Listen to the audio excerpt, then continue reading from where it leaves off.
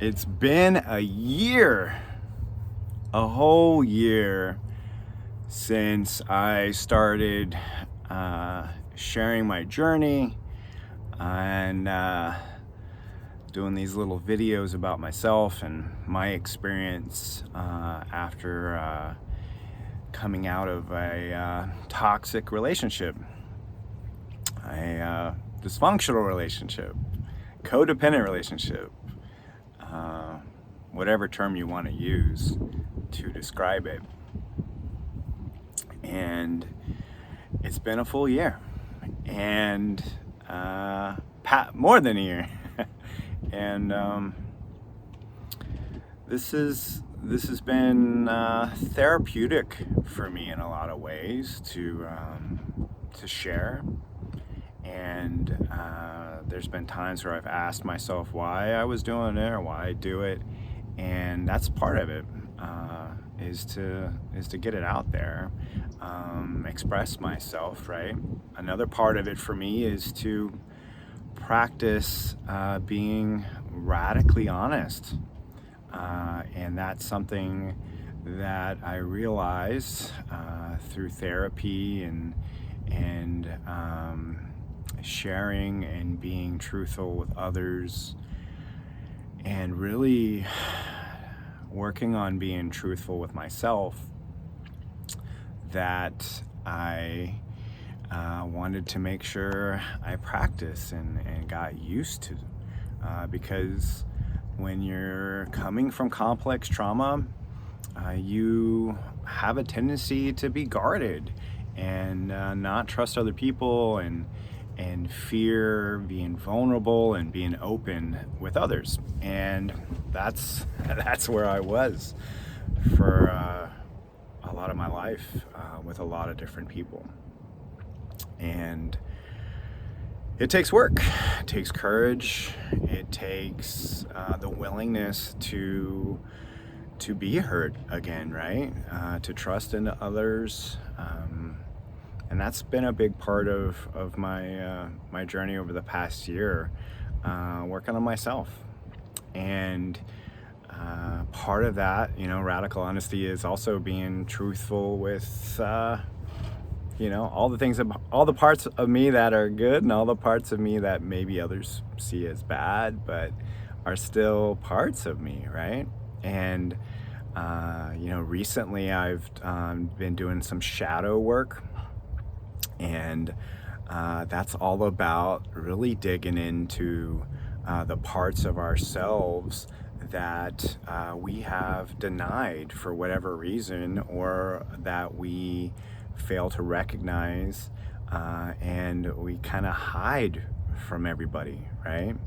And it's built on the principle that we as human beings have the ability, the capability to be and express all spectrums, all realms of emotion and possibilities in the human experience, right? So what I mean by that is we can, the things that we hate in others, the things that we have a hard time dealing with from other people, are often signs of something that we are having an issue with in ourselves, right? Because, if someone pisses me off for whatever reason, if they, cut me off in traffic, right? And I've got this road rage and I'm angry because I'm trying to get somewhere. It sets off an energy in me, right? And it bothers me. And in that moment, when something is bothering us, we aren't truly at peace and able to experience the full spectrum of what's really going on, because we're caught up in that energy, right? And oftentimes it's because we've been triggered by something, right? So meaning that a wound of ours has been touched in some way, right? It can also be about projection. And we project a lot onto other people, good things and bad things. And it's something that I've realized that to really become whole and feel whole, something that I had desired for quite a long time, and realized that I needed to work on coming out of this in a big way. And it's about realizing that those parts of yourself that you have shunned, that you have cut off or abandoned, even if they're seen by others as a negative, or society or culture or whatever, whoever's judging it, it's not true. And we must accept those parts of us in order to feel whole, because we were made whole and perfect, and we actually are in every moment. Even when we do something harmful or hurtful towards others, it's not something that's against who we are as a person. It's not, even our actions and behaviors don't necessarily make us, a bad person in the eyes of the Creator, right? In the eyes of whatever you want to call and whatever you want to believe in, right? And recognizing that we have that capacity, right? Whether it be, one of the things that comes up is, you feel like you would never murder someone, right? You could never kill somebody. But when you really think about it, I'm sure that you could. I mean, imagine if someone broke into your home, beat you up, right? And then went to go beat your children, or do the same thing to your children. In that moment, could you be a murderer? Could you? I guarantee you could, right? So when you judge someone who has committed a crime such as that in a harsh way, without realizing that you are not them, your experience, your perception of reality and life is totally different than theirs. That's just really not embracing reality, right?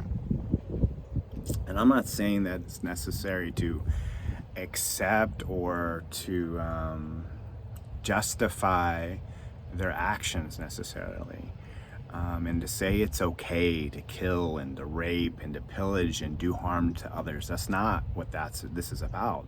It's about realizing that we all have that capacity within us at some degree, or have in the past, or could in the future if circumstances were to change, right? And that's something I've been working on, is these shadow aspects, and trying to identify them. A big way for me to do that, and one of the best ways for me to heal and really, really work on myself has been journaling, and counseling or therapy or coaching or group sessions, or all of those different ways of working on yourself, improving yourself, are all good methods. But journaling, I found, is the most accessible for me, because you don't have to pay $50 a session to talk to somebody. I can write it down on a piece of paper and get it out in as many pages or words that it takes, and let it out, and feel a release of that charge, of that energy, of that blockage that I've been holding on to, and express it in a way that helps me to do that. Another way of doing it is just doing through videos like this. But for me, when I write, it just comes out much differently than when I'm speaking for some reason. And sometimes it's much more detailed and graphic, perhaps, or even parts of memories and emotions that I may have suppressed are able to come out when I write. And journaling is one of the best ways I've found to do that. So, I just wanted to kind of recap and share where I'm at after a year out. And one of the things for me has been realizing or dealing with this whole feeling of being alone, right? Because for me, a big part of the fear tied up in that relationship for me was, and why I persisted as long as I did, and is fear of being alone, fear of abandonment, those kind of things. And I think that's the case for a lot of people out there. And it's taken me a lot of determination and deliberate action to stay single.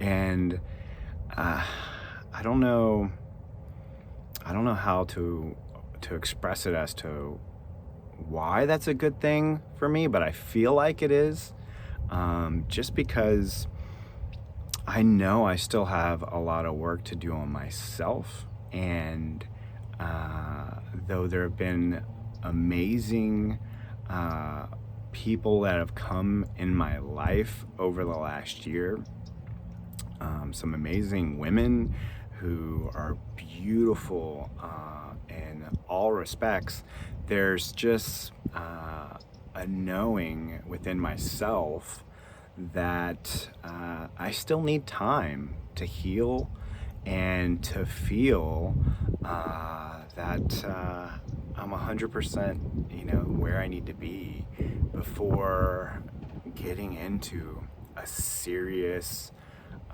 relationship. And I don't think there's anything wrong with that. Getting to a place where the person you want to love the most, or the most serious relationship, is the one with yourself, and that's the one that you're making your commitment to. There's nothing wrong with that. And being able to do so deliberately and give yourself that time and that space to be with yourself, to learn about yourself without the distractions of another person and their life and their energy. There's something to be said for this. And I honestly feel like if I had jumped into another relationship and stuck with it, I would not have had the opportunity to dig in the way I have. And I probably would have gotten back into the same patterns of behavior that got me in poor relationships to begin with. And it's a blessing for that not have played out that way in a big way. And I'm more at ease with myself than I've ever been since I can remember, perhaps since childhood. I mean, the inner peace that I feel and the enjoyment that I get being with myself and my thoughts and my interests is remarkable, truly remarkable. And it's a gift. It's a gift. And it doesn't mean that I don't love to be around other people and feeling connected with other people and around other people and sharing with other people aren't needs or necessities, and I do that. But spending a majority of my time, my free time, alone, has been has awakened a part of my understanding of myself that I didn't have before. And I would encourage you, if you have gone through a similar experience or have been in a series of relationships over and over and over and haven't spent a considerable amount of time by yourself without any serious relationship, intimate partner, romantic relationship, to give it a try and to see what comes out of that, because it can be it could be one of the best things you've ever done for yourself. So, what else to talk about? I'm not sure what else to express, but I do want to thank those of you who have followed my journey, those of you who have shared yours with me. And I know that there's so many out there that are struggling, and I'm still here to help and give you some tips, or at least share what worked for me or has been working for me, and encourage you along the way. So over a year, and I'm still here. I'm still doing my thing. So good luck on your journey. I love you. I hope that you have the wonderful experience of healing and recovering from your own trauma, from whatever you're holding back, whatever you're holding deep inside that you need to let go of. One of the big things that I've learned is about being open, and that our hearts are meant to be open. And that is something that I've been really playing with, is practicing keeping my heart open as much and as often as I can. And when I feel that tightness in my chest and something coming up, that something's been triggered, or an energy or a wound is coming up, being able to let it come up and flow through me and sit in that experience and that awkwardness and that pain, and experiencing it, allowing myself to experience it and letting it go. And this has been huge, and it's really helped me to become more relaxed and at ease in any experience or any environment that I may have. And I've started to welcome it when it starts to happen as another, opportunity. I almost get excited in a way to say, oh, here's something else coming, and to experience and let it go, versus suppressing it, pushing it back down, and taking all that energy and effort to keep it inside of myself. So something that you may want to try out as well, and that whole thing is talked about in Untethered Soul. If you want to read that book, it's a great resource for discussing that type of thing. There's so many books about that kind of concept of letting go. Hawkins has a book on letting go. I think that's the name of it, letting go. But I think Untethered Soul goes about explaining it in a more practical sense versus like theory, and how to like put it to work in your life. At least it did so for me. Other things that have really helped me out, and I talk about a lot on my videos and what I share and what I write, is about the idea of acceptance and living in the now, and accepting reality for what it is. And those are all concepts that have really helped me on my journey of self-understanding and healing, and I believe would do the same for you. So if you're interested in any of that kind of stuff, feel free to reach out or message me, and have a great day. Enjoy it. Live this moment. Live it, experience it, please.